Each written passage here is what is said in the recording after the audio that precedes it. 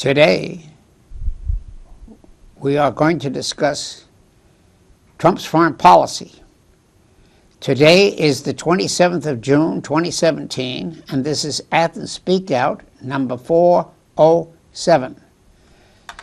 And Robert Whaley, retired professor of history at Ohio University, and Dave DeWitt, who is a journalist and editor of the Athens News. And we are still having an interesting dialogue about this very debatable subject, foreign policy. So we'll start out with the first question to Dave. Do you have any new further information about the progress of the investigation of James Comey?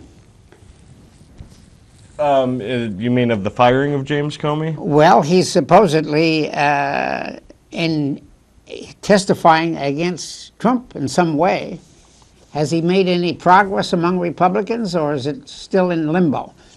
Well, what do you think of that? As far as I know, the Senate committee is still taking testimony. They took the testimony from Comey both in public and in private. Right. And they're continuing to take testimony from people. And as far as I know, the Mueller investigation is continuing to go on. Okay. He's hired a bunch of high-power prosecutors to help him, Mueller has, with his investigation. A lot of people who have experience prosecuting cases to do with money laundering and that type of activity. There's been some new information about the activities of Jared Kushner, who's been identified as a subject of investigation for a real estate deal in which he got financing from a Russian bank for saving a piece of valuable real estate property. That's done by the congressional investigation. That's not done by... That's part of Mueller's investigation as well. Both are talking about that. Yeah. There are two investigations going on the relationship. There's the congressional one and then the Mueller investigation. Okay. Yeah. Do you have anything further to say about this, those two investigations about Russia? I think that, things will continue to trickle out as far as both of those go. We're just going to have to wait and see. There's been a lot of prosecutors hired, as I mentioned, and it's probably going to be a little while. None of this stuff happens quickly. Okay. But all right. We'll see what comes out as things come out. All right. Now, I have a comment about the congressional investigation at Russian spying. The Senate has voted to impose sanctions against Russia in a 98-2 vote. I am wondering, who are the two dissenters? Have they released their names? I don't know. Okay. I'm not familiar with that vote. Well, it was 98-2, and that's what I saw on TV. Mm-hmm. And they said I always said, well, who are the two dissenters? So then I would say that the Senate is still a long way from getting an independent Senate as it was in 1958. From 1958 to 1980, the Senate was largely in Democratic hands. They were largely doves, and they were critical of LBJ and Nixon on war policies. So in 1958, the Democrats won big over Eisenhower's Republican Party. And those Democrats became peacemakers against Lyndon Johnson and Richard Nixon in these long Indo-Chinese wars. Now, the Reagan landslide of 1980 wiped out these Democratic margins in the Senate. But I have yet to see any Republican senator stand up for the rights of his or her own state. I was also disappointed in the Athens Messenger, June 17th or 18th, where I read this report, how Portman and Senator Brown were both part of the 98 and voted for sanctions. So that is a little bit of a disappointment for me, for I thought that Brown, and I was hoping that Brown, would be a second or third reporter of the real dissenters, like Bernie Sanders. Now, maybe Bernie Sanders was one of the two votes. He was. It was him and Rand Paul. Oh, it was Rand Paul. Yeah. Well, that's good, because I thought it might be Elizabeth Warren. Now, why do you oppose the Russian sanctions? All right, I'm going to explain that now. Trump has the ability to concentrate his military energies against ISIS and Mosul. That's one alternative. Or he can follow Joe Biden and a lot of Democratic hawks and get involved in the Ukrainian Russian sphere of influence and put their pressure against Russia. And I think that would be a mistake. I think the United States has an interest in maintaining good relations with Russia, one, for global climate change, two, for restricting atomic bomb spread, okay, and even thirdly, which is being ignored by these sanctions, is the methane gas in Russia. These oil dealings with American oil technology could cap the methane gas and preserve the Earth's atmosphere if Russia and the United States cooperate on scientific basis. But these sanctions will be unproductive if they just say, all right, we're going to go to war against Russia and we'll let the atmosphere in methane poison the atmosphere. So I think we should go very slow on confronting Russia from the point of view of the balance of power. This is the point of view of Henry Kissinger. Henry Kissinger says the United States has to prevent nuclear war, and they have to pit Russia against China in a diplomatic way and take these debates to the UN and not use military force against Russia. That's my philosophy, and that's Kissinger's philosophy. And a dove would be very cautious about voting sanctions against Russia. Now, I don't know why Ron Paul, in other words, Ron Paul, well, he was once an independent. Rand Paul. This is Rand Paul. Yeah, Rand Paul was once an independent.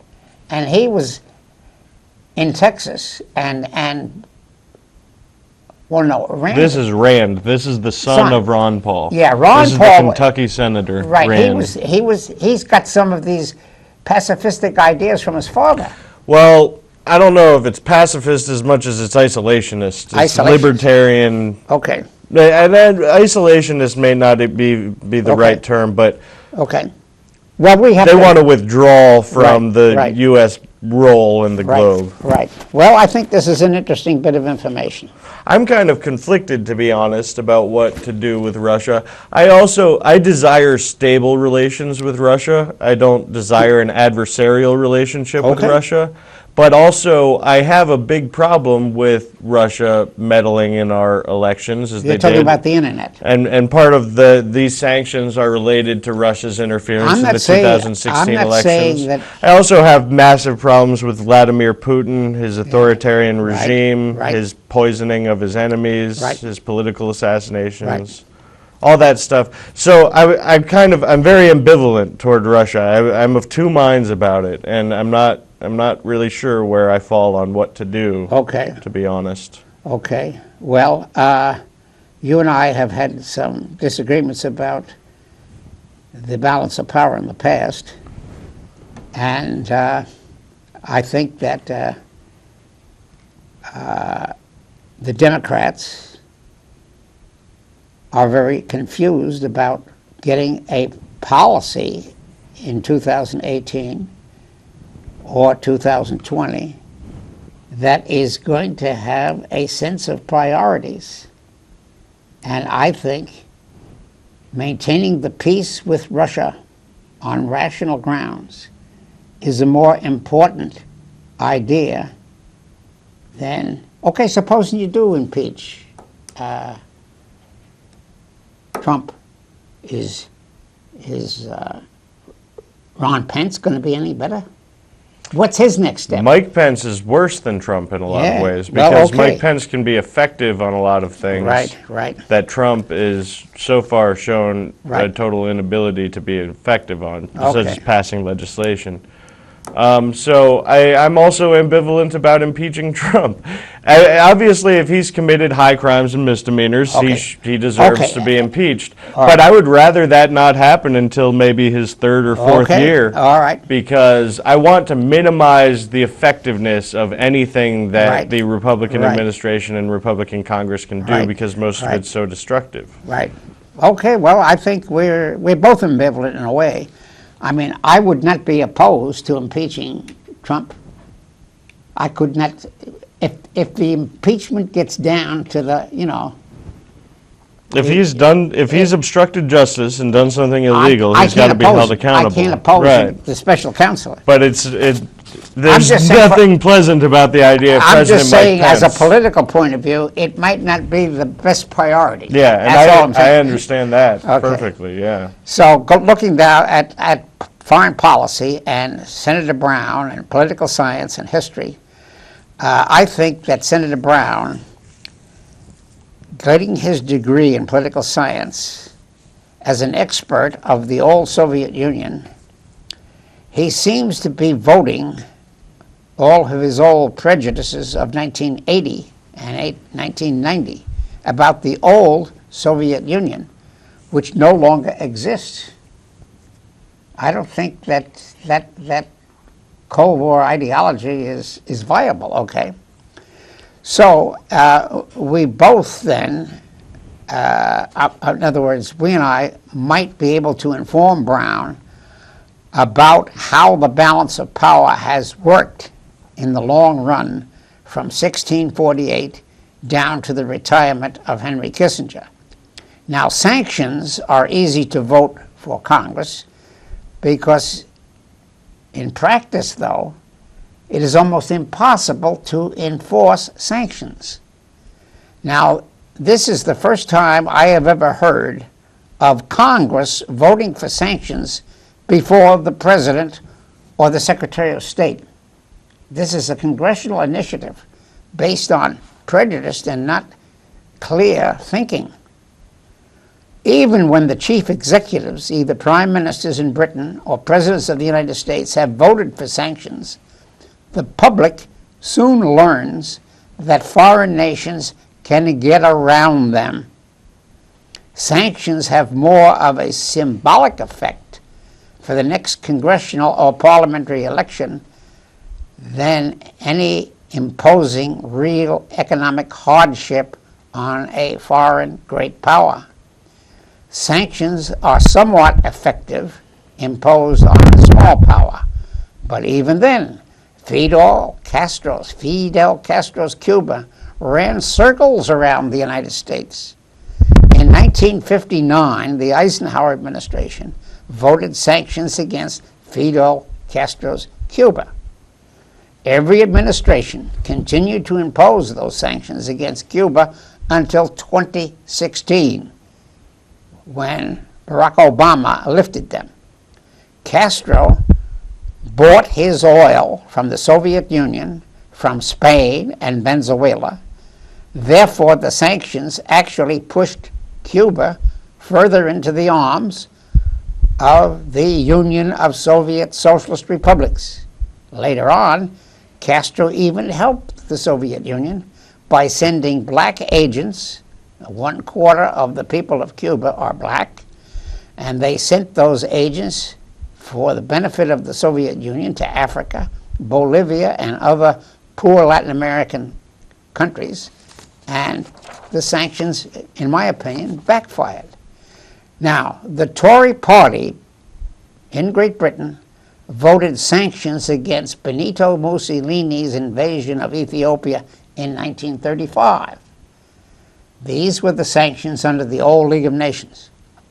The conservative Tories imposed those sanctions to win the next election in Britain because a young conservative by the name of Anthony Eden was the most liberal member of the British collective cabinet.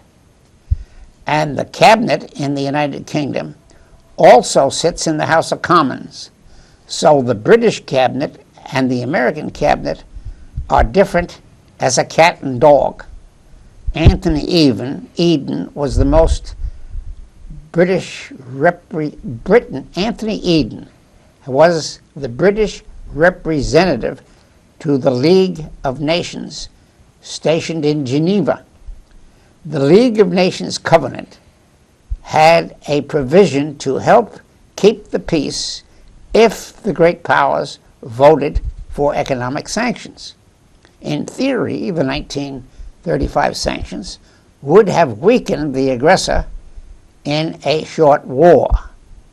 But the Tory party's sanctions list was cleverly worded. The British government voted to cut off the arms of both sides, Italy and the independent country of Ethiopia. The sanctions were ineffective because Mussolini had a large stock of arms. It was the African empire of the Ethiopians who were penalized from obtaining arms from Britain or any other European state. Furthermore, Britain's oil companies supplied Mussolini on the private market for all of his needs for oil to sail through the Suez Canal. So Anthony Eden won the hearts of British public opinion as a relatively liberal conservative. But the four powerful personalities in the conservative cabinet, including Neville Chamberlain and the First Sea Lord, actually helped Mussolini win the Ethiopian War. Anthony Eden won a victory in British public opinion who opposed appeasement. And in 1938, Eden became a supporter of Winston Churchill against Chamberlain's appeasement. So when Churchill became prime minister in 1940, Eden became the foreign secretary and continued Britain's war against Mussolini and Hitler all the way to 1945. So getting back to the Republican sanctions bill today, it is doubtful that voting economic sanctions is going to weaken Vladimir Putin in any way. In fact, it actually sabotages the need of the Russian Federation and the United States to cooperate on climate change.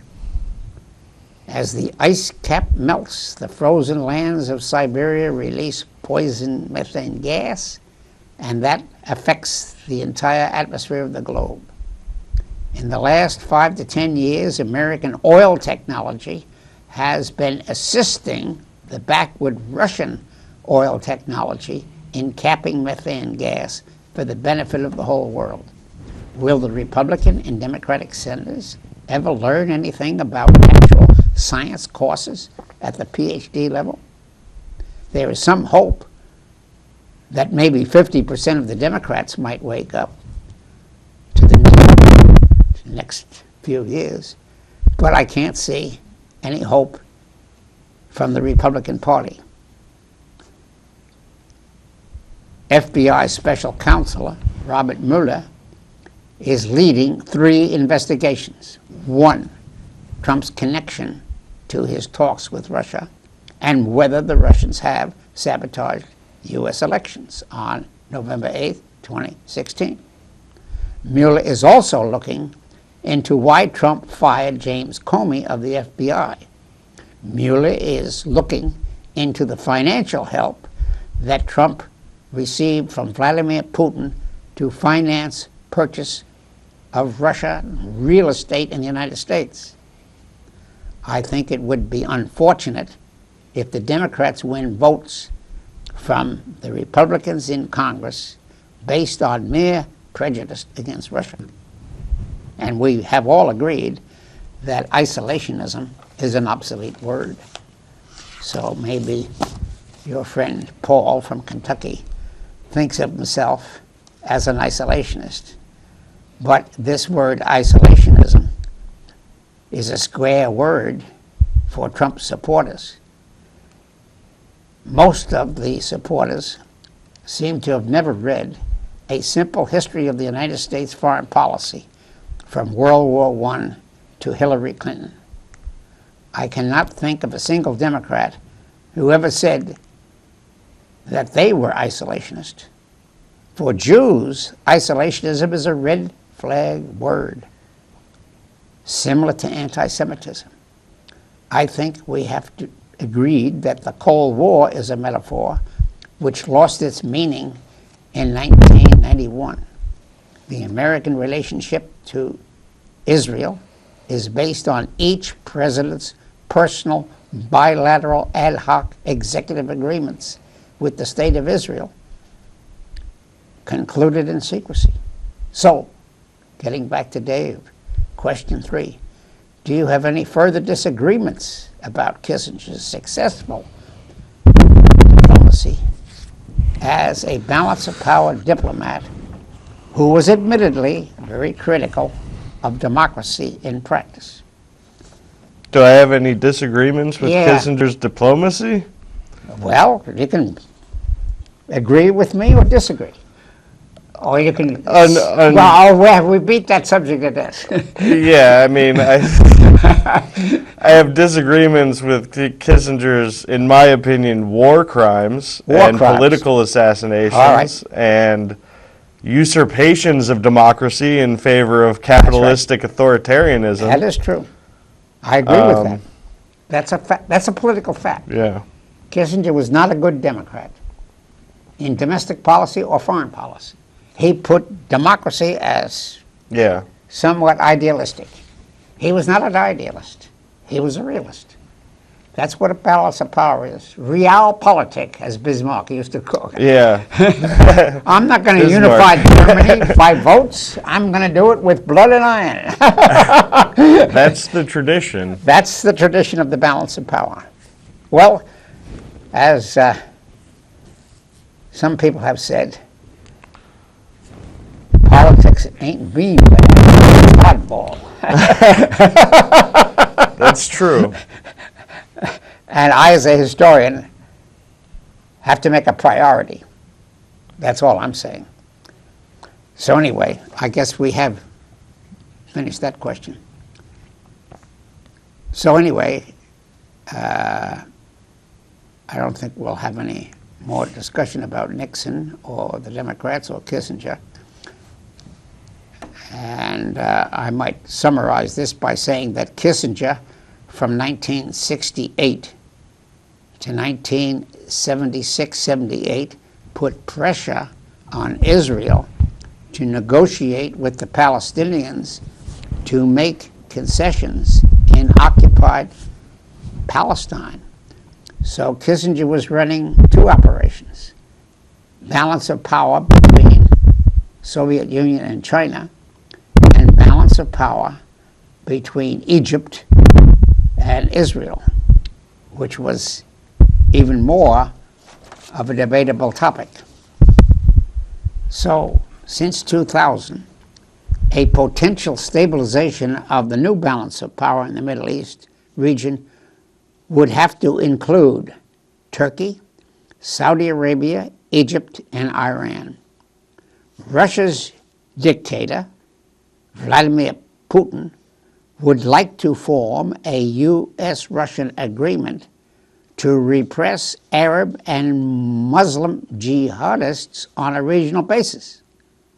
I think it is now time to review the complex Arab-Israeli Wars. The first war is called the War of Independence, 1947-49, by the Israelis.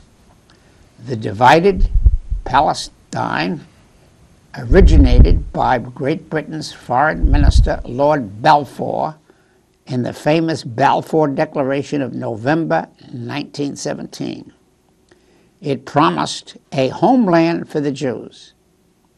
On the other hand, Colonel T.E. Lawrence, stationed in Cairo, had organized Arab families to become new kings of the League of Nations mandates in Iraq, Jordan, and Palestine. So from 1917 to 1939, more and more individual Jews from Russia, Poland, Hungary, and other dislocated East European countries settled in Palestine. The Jewish immigrants even established a Hebrew university at Jerusalem for Jewish settlers as early as July 1918. The Jews, more than the Christians, know more knowledge and information and how it will bring that power to the Zionist government. In May of 1939, Neville Chamberlain was faced with the prospect of a war with Hitler over Poland. Hitler's arrest and repression of Jews from January 1933 to September 1939 was increasing the flow of Jewish immigrants to Palestine. London issued a bar to any further Jewish immigration from Europe on the eve of World War II. After the war in 1946, the new Labour government's foreign minister, Ernest Bevin, wanted to negotiate a peaceful plan to turn the mandate system over to the Americans, since the British Empire was bankrupt and dependent on American loans. President Harry S. Truman became annoyed with Bevin's stalling, and Truman demanded that the British admit 100,000 refugees from Europe on an emergency basis. In frustration, it was Ernest Bevin who suggested that he would unilaterally turn the mandate over to the United Nations Trusteeship Council.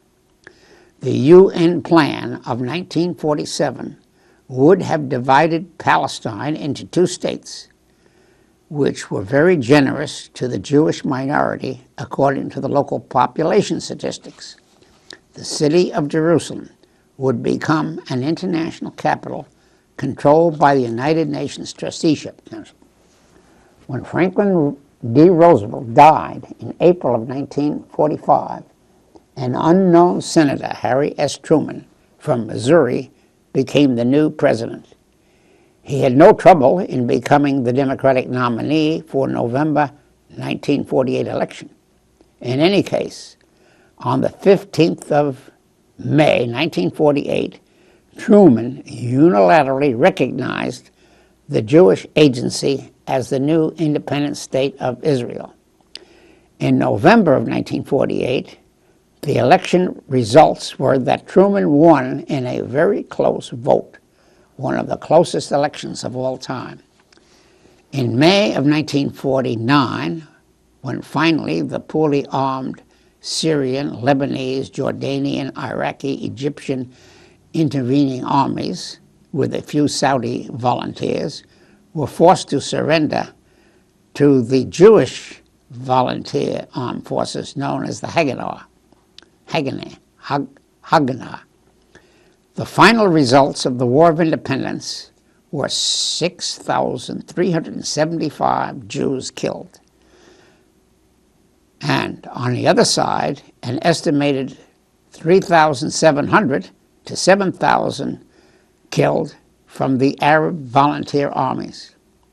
Among the indigenous Palestinians, there were between 3,000 and 13,000 deaths from the first Arab-Israeli War. Israel's Arab neighbors on the borders and the extended Arab League of 22 members all pledged never to recognize an independent state of Israel. So question 4, do you have any question as to why it was that the state of Israel easily defeated the Arab coalition?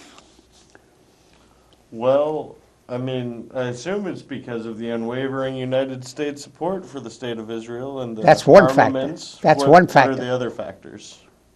The unpreparedness of the Arab armies, which had British control from behind the scenes. The Egyptian army was supplied by London's. They had a token army that could defend Egypt, but it couldn't launch a war against a well-armed Israeli. See, the Israelis had second-hand arms from both the British and the Americans because the Israelis volunteered enthusiastically for the British war effort and the American war effort. So this is, So they were better armed, better equipped, better trained, and they had a better ideology. They knew what they wanted.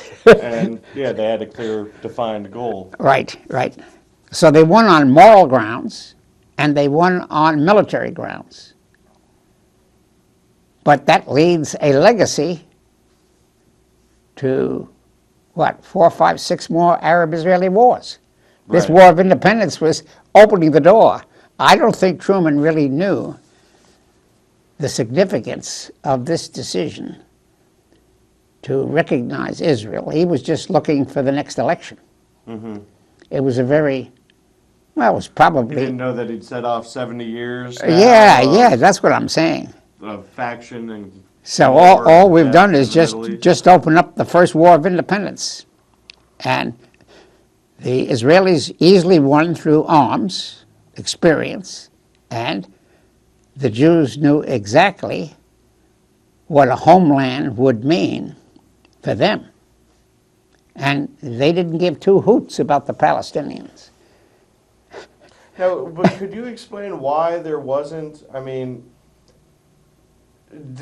did America and Israel oppose the two-state solution from the They beginning? didn't have well, the two-state solution was suggested in the UN plan. Why Now- didn't they just create two states to begin with? The question is, who's they? Was Well, it be the when the British? UN was formulating All right, when the boundaries for when the Israel. UN was formed, they put up a plan.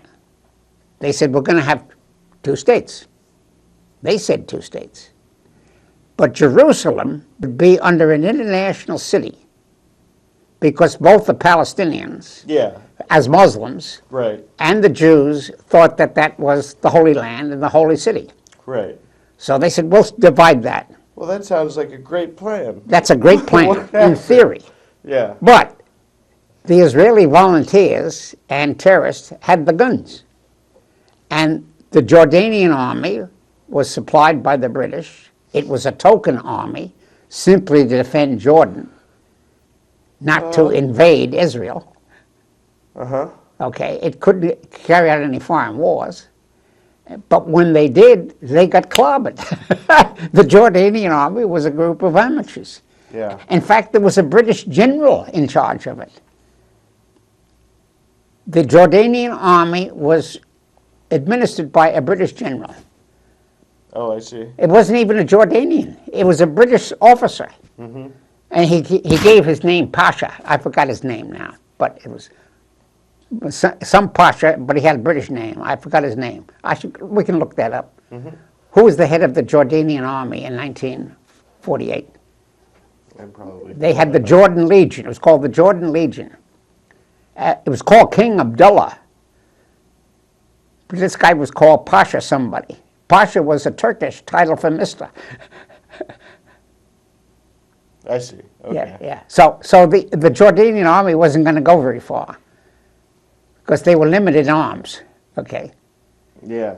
And the Egyptian army was under King Farouk. King Farouk was another puppet. The British just allowed enough troops to protect the canal, not to invade Israel. And the same of the French. The French didn't arm the Syrians. Yeah. Okay. Arab Legion Commander Abdullah El Tel. El Tel? That doesn't sound right. It's not familiar. No, El Tel was an Arab name. Oh, so are you talking about maybe General John Bagot Glubb? Glubb! That's a British name. Pasha Glubb Yeah. was in charge of the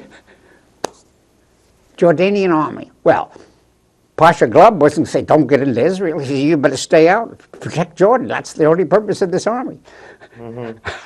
I see. So the Jordan army was ineffective.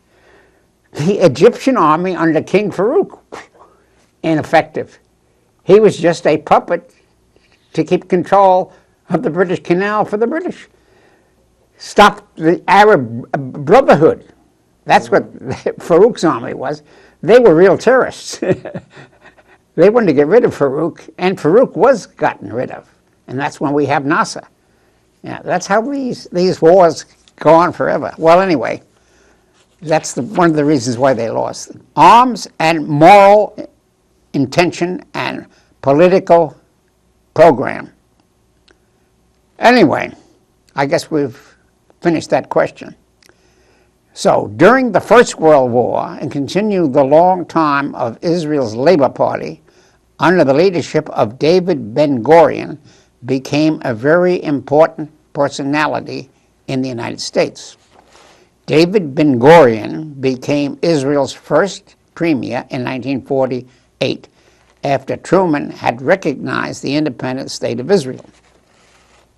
David BenGurion was the intellectual father of the first Labor Party government in Israel, with its capital at Tel Aviv from 1948 to 1963. The capital was at Tel Aviv because they wanted to reserve the capital for this international city. Right. And that was the postponement of this problem, you see. So anyway, so from 1945 to 47, the Irgun, a terrorist group, and the Stern Gang, a terrorist group, through assassinations, had a campaign to take over control of as many Palestinian towns, and resulted with, and resettled them with Jewish refugees. So from 1945 to 49, the American public opinion were more pro-Jewish than any country in Europe because of the growing financial and voting power of the Jewish immigrants in the United States since the 1880s.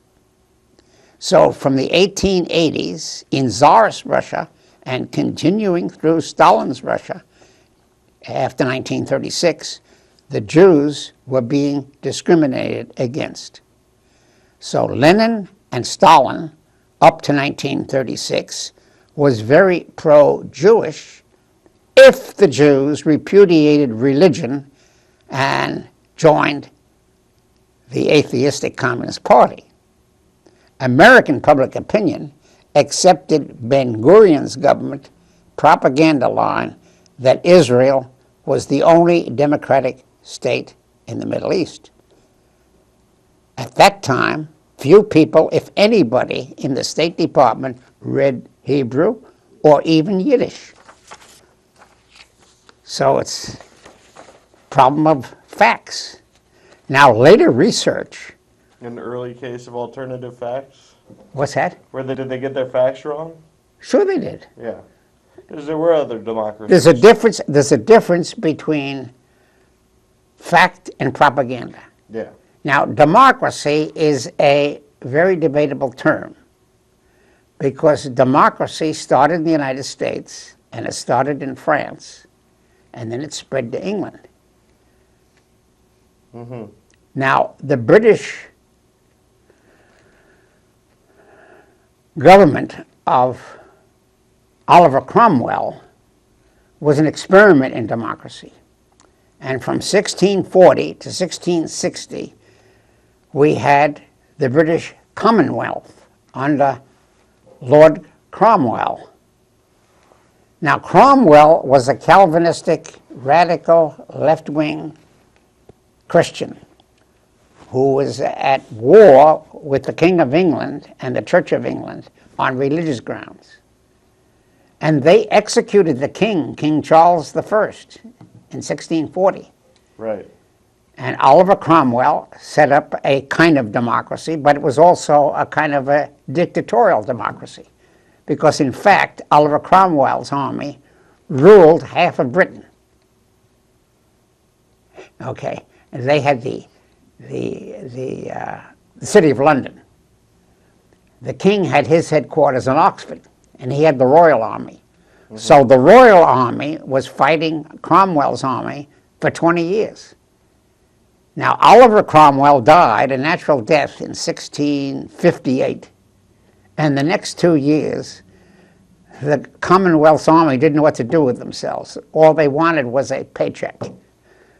So there was a restoration.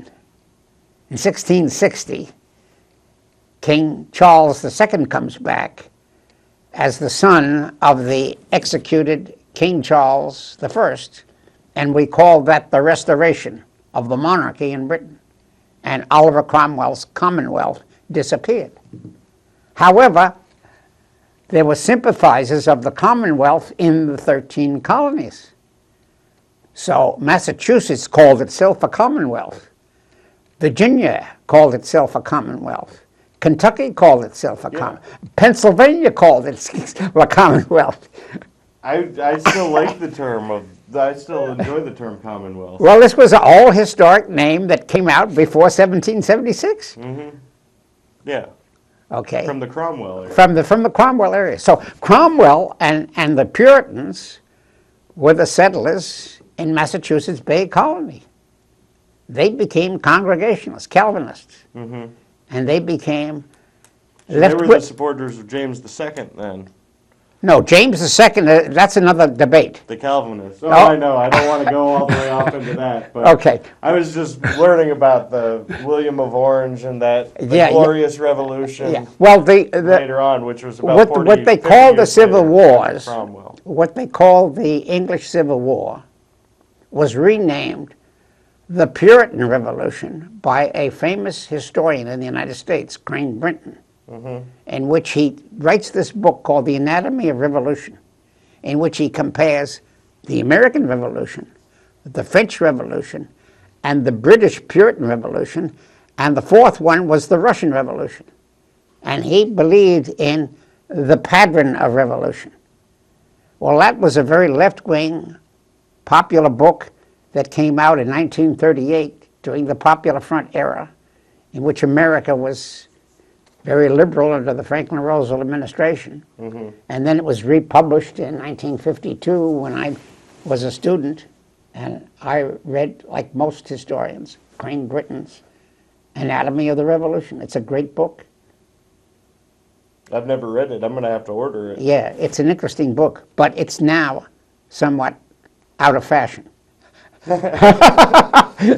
Okay, well, anyway, democracy. I'm going to make a note to myself. Yeah, democracy has a hard time getting established.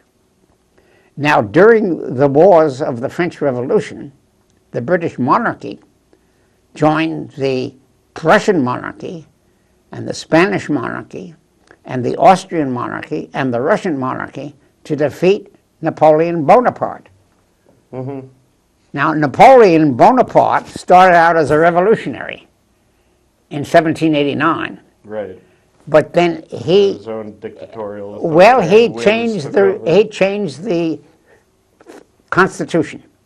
The French had a terrible time in getting a permanent constitution. So the first constitution was the National Constituent Assembly, the red, white, and blue, a tricolor. White for the monarchy, red for the people, and blue for the city of Paris. And that was going to be a compromise. And they had the red, white, and blue after the American flag was red, white, and blue. Okay? So that's meant a kind of a compromise democracy, a kind of a slow, gradual change. It was really a constitutional monarchy, right? Right. But after they executed the king, who's going to enforce the law? Who's going to be the chief executive? So then they set up this Committee of Public Safety, 12 men. And Robespierre was one of the 12. I was going to say Maximilian Robespierre, yeah. He was one, and Danton was another. and Sanctions was a third. And these people ran a kind of an executive parliamentary government. And they instituted the reign of terror in order to enforce the law, instead of a king, to fight the monarchies. Because the French aristocrats from the Bourbon dynasty fled to Austria and Germany, and they had exile armies, and they were going to reinvade and restore the legitimate monarchs and defeat this revolutionary army. Well, Napoleon outgunned them, so to speak. So then they set up this government. They changed the Constitution, and they called it a directory. And this directory became after the assassination of Robespierre, it becomes counter-revolution. It becomes more and more conservative. And the 12 wanted to preserve their own lives because they were afraid that there'd be another Robespierre come to power. So they set up a constitution which said there are 5 directors, and they cannot be resigned. They will not resign, and they can't be fired. Well, that directory then was a government in paralysis. So, but they were very suspicious of Napoleon, because Napoleon was winning all these wars against the monarchist armies, because he had a mass army. They drafted all citizens in this democratic army. So Napoleon, they said, let's get rid of Napoleon, because he was a Corsican, and he was not really Parisian French, but he spoke French, because Corsica had been conquered by the French monarchy back in 1868. So he was a French army officer, was a brigadier general in the French army, but he spoke Italian. They said, send him down to Italy, and he'll be defeated down there. They miscalculated. Napoleon went down and conquered all of those Italian city-states and put his nephews in charge and kind of unified Italy. This is called nepotism. And then he comes back to Paris, and he says, well, I'm not going to change the directory. We're going to set up a more conservative government called the Council of Government. And there were 3 councils. He took 2 of them out of the old Committee of Public Safety. And he then became first council. Then he got rid of the first council and was crowned by the Pope, Pope Pius VII, in Rome, as the Emperor of the West, because he defeated the Holy Roman Empire, which was Austria, and the Habsburg monarchy. Right. And he says, there is no more Holy Roman Empire. I am the new Emperor of the West. And Napoleon, being Napoleon, takes the crown out of the Pope's hand and puts it on his own head. Napoleon said to the Pope, I'm still the boss. Well, eventually those monarchical armies defeated Napoleon by a coalition of balance of power. And then they restored the Bourbon dynasty. And King Louis the 16th was replaced. Oh, we only got 2 minutes. Well, we have to stop here. This is more complex than I thought. As it always is. Yeah, well, we'll have to stop here with the end of Napoleonic reign and the problem with the French Constitution.